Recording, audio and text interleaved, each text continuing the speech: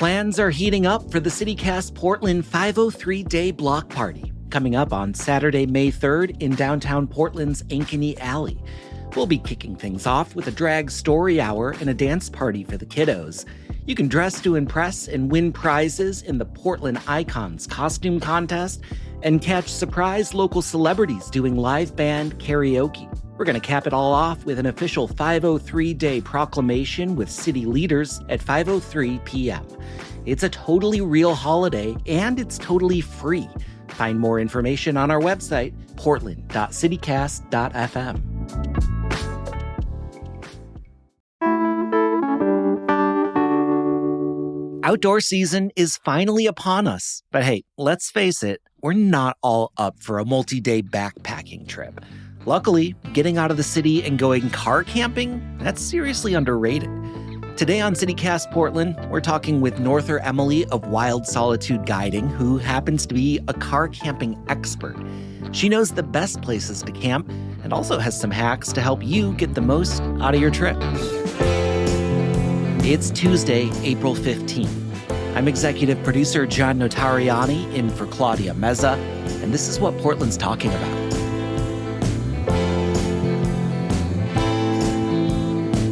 So we're talking about car camping today, but as we're getting into it, what are we talking about when we say car camping? I feel like that could mean a lot of different things to a lot of different people. Yeah, let's define our terms. So car camping is when you go camping and you stay next to your car. Okay. Or in your car. You have a tent or you're just sleeping in the back. Car camping could be at a mega huge state park like we have out on the coast, or it could be just driving out into the desert and picking a flat spot and putting it in park. Yeah. So maybe you're sleeping in the back of your car. Maybe you did bring the tent set up, but if you can just plop it out of your trunk and set it up right next to your car, we're in car camping mode, right? Yeah. So I think that there's a lot of people who want to get outside, who want to explore the outdoors, and who are just don't have that experience to do a backpacking trip. They're just that is too much work for me. What is your pitch on why car camping is great? I just like how easy car camping is. I like how you don't even really have to have an activity. You can just drive out into the woods and set up your sleeping bag in the back of your car and just read some books and eat some snacks. Or you could go on a giant adventure and then sleep in your car at the trailhead. It just is it's so easy and accessible, and it doesn't have to be athletic. It doesn't have to be anything. You can use car camping as the foundation of all kinds of different experiences to have in the outdoors. And I am a hiking guide and I do love hiking, but I feel people get hyper focused on the accomplishment and achievement of hiking, but you can just go hang out in the woods. You don't have to do anything. And what is the minimum viable gear set that would you say? Oh, yeah. Can you just bring a blanket and sleep in the back of your car? If you are going to do the tent next to car, people who don't want to go spend, $600 at REI, what should they have? Yeah, don't spend $600. It's very minimal. It's the same thing that you would bring if you were going to have, a sleepover at your friend's house. You need something nice to keep you warm at night. You need a sleeping bag. I bring my down comforter a lot, honestly, because it's pretty warm. You do want to be 100% sure you're not going to be cold, even if it's just the craziest pile of cheap dollar store blankets, whatever, it doesn't matter. And then you need something to sleep on top of, because the cold ground or the cold inside of your car will just rob the heat from your body. So you do need to sleep on an insulated surface of some kind. I would prefer that, for your sake, that it was an air mattress or even a proper mattress. I sleep on a child's mattress from an IKEA bed that belonged to my son when he was 5. It rolls up nice in the back of my car, and it's infinitely more comfortable than my $300 air mattress that I bought as a desperate attempt to be comfortable while backpacking. So it's nice if it cushions your body and holds you too, but the mandatory minimum is that it needs to insulate you from the ground. So foam pad, anything like that. But I think people don't understand that it's more about heat loss than comfort. But I think the thing that's nice about a car camping trip is you really can just be I don't know, I'll just throw this in the back. We got room for it, you know? Yeah, absolutely. Like, and the more like hodgepodge it is, honestly, the cooler I think you are. Like, just make it work. Don't make it fancy. Don't make it expensive. Like that mattress was going to go to the dump. And then I was like, you know what? I bet it fits real nice in the back of my Toyota. And it does. So, creative solutions. Well, okay. Like, what's appealing about car camping? It's easy. You can just get out there. I imagine that there's like less planning that you need to do than if you're doing like a 3-day backpacking trip, of course. But like, there's still some planning that needs to go into this, right? Because like, there's a bunch of different places you can go in Oregon that all have different rules, right? So can you walk us through the sort of planning that you need to do beforehand and like some of the different types of land that people are going to be rolling their car camping setup onto? Sure. So we are so lucky in the state of Oregon because our state is 51% public lands. So there is room for everyone here, literally. A lot of public lands are undeveloped. So like mostly we have relationships with the developed parts of recreation land, areas that have trails and campgrounds and like infrastructure that's put in place for people to come and visit and spend time there. But most land is undeveloped. So those are two like really important distinctions to make. Like, are we in a developed recreation area or we're an undeveloped recreation area? If you have a dog, you need to know the difference between these two because that's where the leash, off-leash distinction is made. That being said, primarily Oregon, especially Eastern Oregon, is BLM land, which is federal land. There are very few rules on BLM land. They're all pretty basic, straightforward, leave no trace sort of a thing. But like, you can kind of drive your car wherever you want to on BLM land. Like you can kind of just like set up wherever you want to, as long as it's not going to impede somebody else's experience. It's pretty lawless out there. And I think that's really fun. So yeah, less people, less like toilets. Or like the worst pit toilet you've ever seen. Yeah. Okay. Yeah. So BLM land, just free for all, go for it. Just use your instincts. Don't do something stupid. Yes. Cool. And then a step down from that would be like national forest lands. We have lots of national forests in Oregon. Pretty much the whole Cascades is managed by the National Forest. National Forest has some recreational development in it usually, but it really varies from one forest to another. You're going to see different infrastructure in place, like on Mount Hood versus like in the Ochocos, as an example. But outside of developed recreation areas in the National Forest, you can just camp like wherever, as long as you're on like a little spur road or you're on a pullout or you're in like a reasonable place to park. You cannot drive on or park on plants. Most National Forest infrastructure was developed for logging. And loggers use little like spur roads. They make like little landings so that they can like load the trucks up and stuff. So logging road infrastructure, like by design, is kind of perfect for car camping. Oh. Find a little spur, go all the way out to the end of it. Yeah. You can just set up from there. So it sounds like national forest spaces are still pretty just live and let live. Just sort of roll up, do your thing. Yeah. Don't cause trouble for other people and you're good.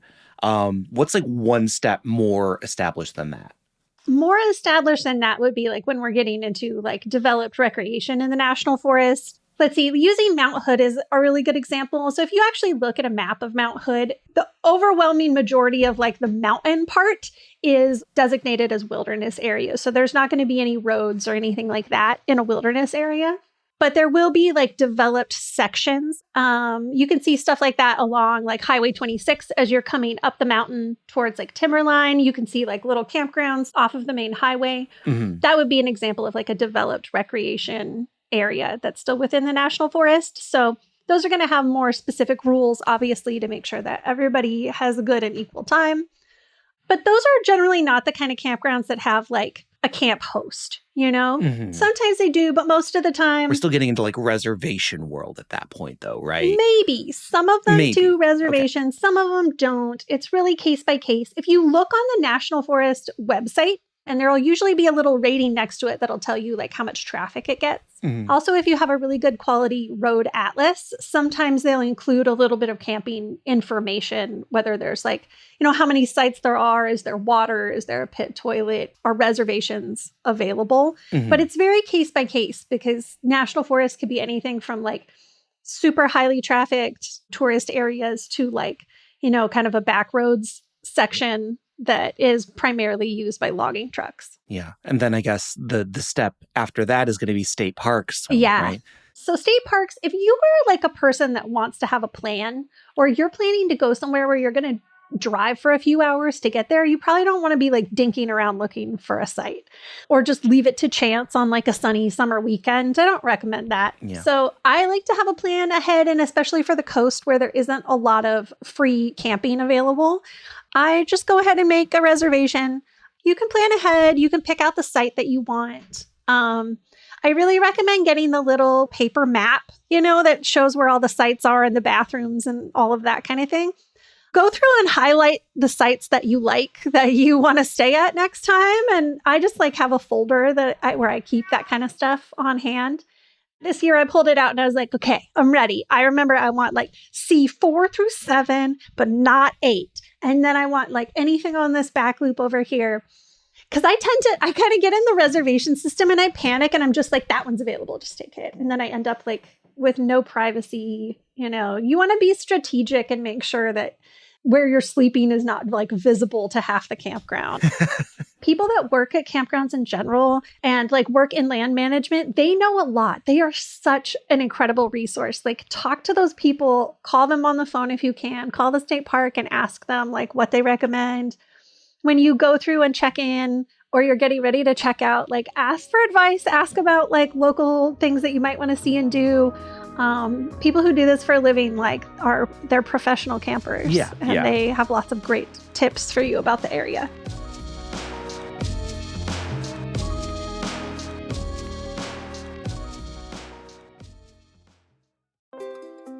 Hi, I'm David Plotz, the CEO of CityCast.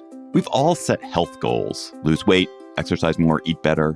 But without a plan, those goals often fade. That may have happened to you. It has definitely happened to me. And that's where Prolon comes in. Prolon's 5-day fasting mimicking diet gives you a science-backed, structured approach to stay on track and see real results. And now Prolon is upping their game with the new Next Gen 5-day program, delivering the same science-backed benefits in a cleaner, more convenient, and more flavorful format. Prolon is a plant-based nutrition program featuring soups, snacks, and beverages designed to nourish the body while keeping it in a fasting state, triggering cellular rejuvenation and renewal. Next Gen builds on the original Prolon with 100% organic soups and teas, a richer taste, and ready-to-eat meals.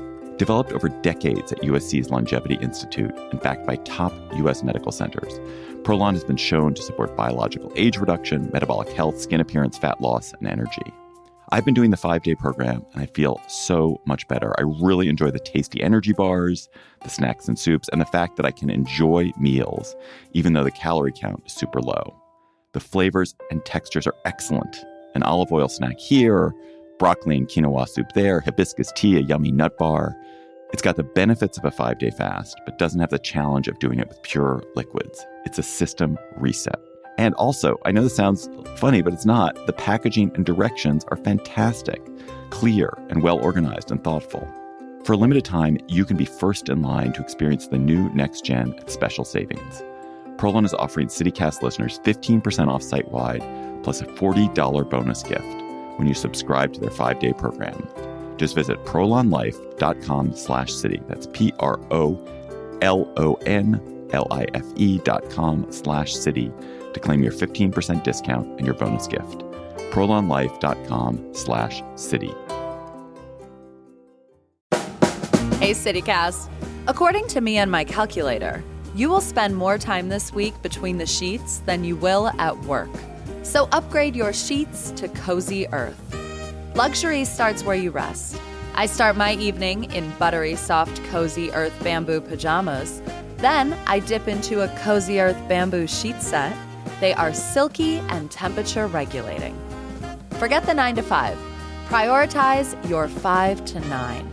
Cozy Earth products will transform those hours into a sanctuary. And they take comfort seriously with a 100-night sleep trial and a 10-year warranty. Luxury should not be out of reach, so Cozy Earth is giving CityCast listeners 40% off their best-selling sheets, towels, pajamas, and more. Visit CozyEarth.com and use the code CozyPortland for 40% off, because you deserve a great night's sleep, and sanctuary awaits at Cozy Earth. Well, okay, we have some baselines here of like how to do this. We have an outline of what the general types of places we might be looking for. Can we roll through what are a few of your favorite car camping destinations that you might recommend people check out? And let's go from like start for like total newbies, haven't done this before, and then go into like more elaborate stuff. So like for a first-time car camper, like what's a place that people should check out? I would start with the state parks. There's so many great ones on the coast. There's also state park camping at Silver Falls, which is really beautiful. Lots of different options. The state park website's pretty nice. You can poke around and find something that interests you. Not a lot of new infrastructure in that category. So that's the kind of thing that you can like look at a map and be like, okay, here's all the camps on the coast. I stayed at Cape Lookout last week, and that one was really nice. But you really can't go wrong. Like, just pick a campground on the coast you haven't stayed at and go check it out. Yeah. But the more like infrastructure support you can have when you're just starting out camping, I think the easier and less intimidating it will be. That being said, I feel like you kind of miss out on the more wildernessy part of that experience. So if you've done state park camping and you didn't care for it, I would encourage you to try more advanced forms of camping. Okay, so if you've done the state park and it was nice out, but you were next to that family reunion and you're like, don't want to do that again, what's going to be like medium difficulty? Medium difficulty would be like, let's try some dispersed camping. Sometimes it's called boondocking. Boondocking, okay. Boondocking. That's more like an old-fashioned term, which I really like. It's kind of a fun word to say. Dispersed camping, pick a part of the national forest you're familiar with. There's lots of options near Portland. Mount Hood National Forest is a great place to start. I like the Badger Creek area a lot. I like the Old Maid Flats area, although because that area is so close to town, it's gotten more heavily used than I think the National Forest is comfortable with. So they may take away the dispersed camping option. I also really like the north side of Mount Hood, outside of Hood River. There's a bunch of stuff over there. That's primarily a camping area as well. So, is there like just normal old road atlas that you recommend for this? Are there like specific maps that people should be grabbing if they're going to be bumbling around in the Mount Hood forest? I specifically recommend that everyone in Oregon that leaves their town owns Benchmark map. Got it. The Benchmark Atlas is the best atlas. There's tons of cool little random facts hidden in the map. I think the design of them is really easy to use. And they don't show every road, but they show a lot. They show a lot of little forks and stuff. For the National Forest, I think they're a really good resource. Beyond that, you can always stop at the ranger station on your way out and buy like a Mount Hood National Forest map. Those are going to be those epic folding maps that are like, take up like the whole front seat when you fold it all the way out inside your car. Those are great to have. And a chance to talk to the ranger. Yeah. And you got to talk to the ranger. The ranger knows a lot of things, lives in the woods. Question I've wondered, can you bribe a ranger? Like if you like slip them a 20, do you get better tips? Do you know? I don't know. I've never tried that. I don't know. I don't know if they're allowed to accept tips. Well, that's not Norther's recommendation, but for me, it's like, I don't know, give it a try. See what happens. Let me know. I just try to be really charming, and then I get the tips for free. So you see, we don't all have that power, Norther. Some of us have to just use cash.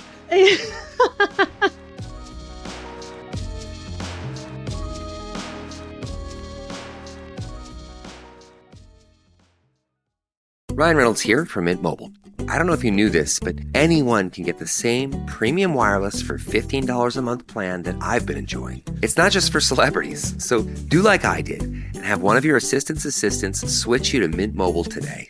I'm told it's super easy to do at mintmobile.com/switch. Upfront payment of $45 for 3-month plan, equivalent to $15 per month required. Intro rate first 3 months only, then full price plan options available. Taxes and fees extra. See full terms at mintmobile.com. This episode is brought to you by the Nissan Armada Pro 4X. With a twin-turbo V6 engine ready to propel your adventures, up to 8,500 pounds of towing capacity to haul all your favorite toys, and space for 8 passengers, Nissan's most powerful car yet will chew up and spit out anything you throw at it. Learn more about the all-new 2025 Nissan Armada at nissanusa.com. Towing capacity varies by configuration. See Nissan Towing Guide and Owner's Manual for additional information. Always secure cargo. Well, before we wrap up, we've talked about like some general car camping tips, but I know that you've got like a million little like hacks and ideas of how to like really have a great time when you're out there taking a car camping trip. Like, what are your top 3 car camping hacks for people who are going out? I would say the first and most like important thing that I would like to see shift for everyone that camps and travels is that you should learn how to correctly pack a cooler. Okay. I know very few people that do this correctly. There's a very specific way that you have to do it, especially if you want your stuff to stay cold for more than a day. Here's what you do. Mm-hmm. Go to the store and you get a pack of the like single-use water bottles, get yourself a case of like Aquafina or whatever, and you take them home and freeze them. Okay.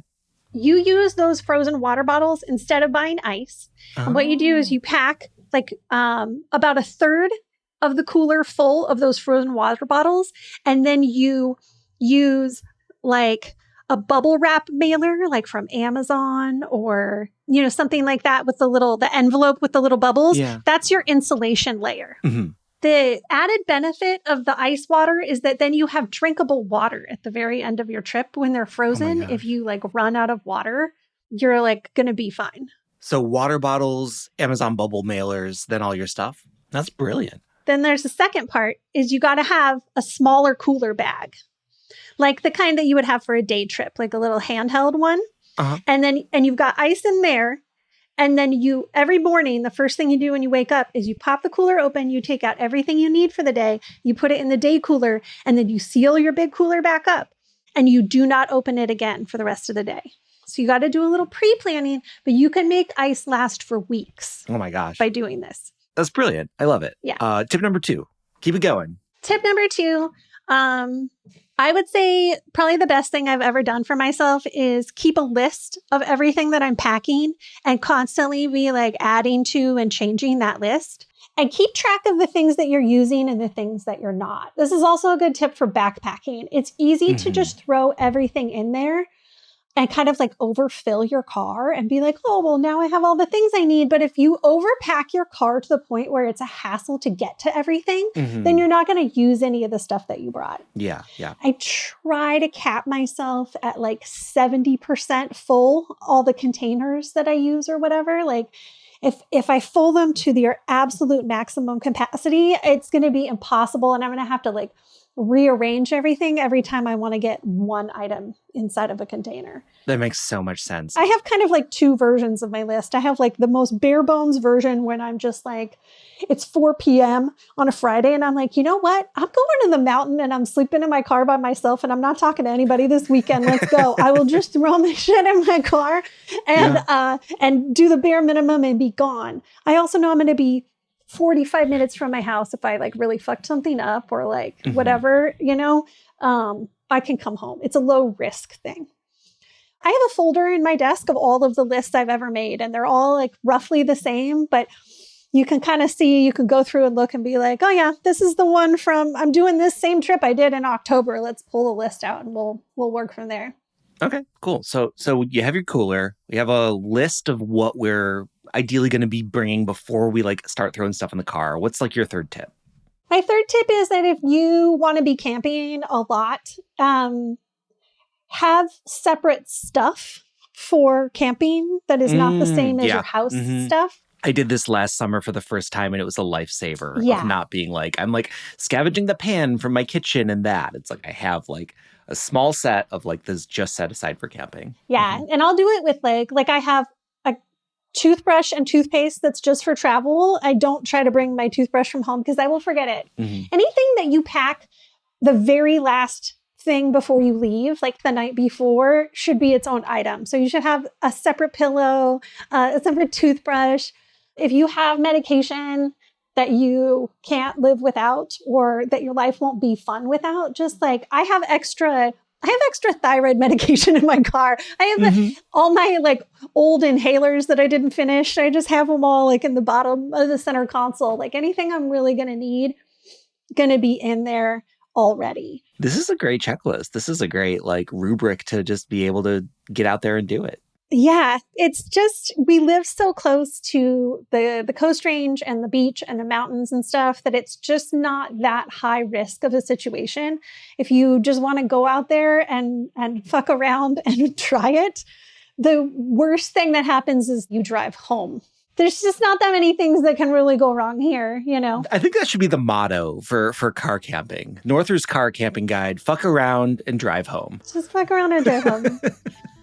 Well, Norther, thank you so much for walking us through all of this and for all these tips. Yeah, super helpful. I'm sure we're going to have some people that are getting out based just on your recommendations. So I hope so. That's my dream.